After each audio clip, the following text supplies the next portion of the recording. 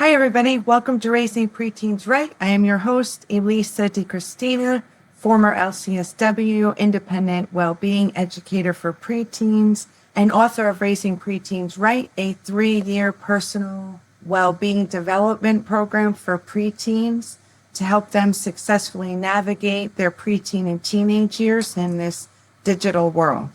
Today, we are on Chapter 24, Judgments. This is part of year 3, adding more complexities and independent study, teaching young people how to successfully self-navigate with mental wealth, spiritual growth, and social skills.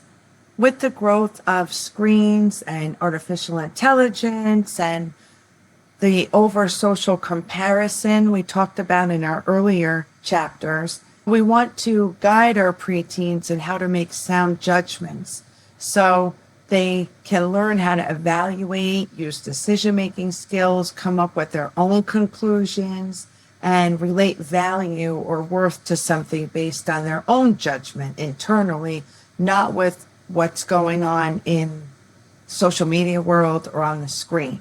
We really want to lift up our preteens to be able to critically think through their judgments or their viewpoints. The Raising PreTeens Right program is centered on structured skill building. In the chapter on judgments, we focus a lot on developing insight, critical thinking skills, decision-making skills. We know that they're trying to develop their judgment while at the same time trying to fit in with their peers, addressing the unique developmental challenges in this stage of preteen, pre-adolescent, early adolescent years. When we're writing in chapter 24 and developing meaningful conversation starters for you to have with your preteen, our focus is on helping guide the preteen through the unique challenges that happen at this stage related to the invincibility that they feel, the impulsivity that's happening, the increased risk-taking we often hear about during teenage years.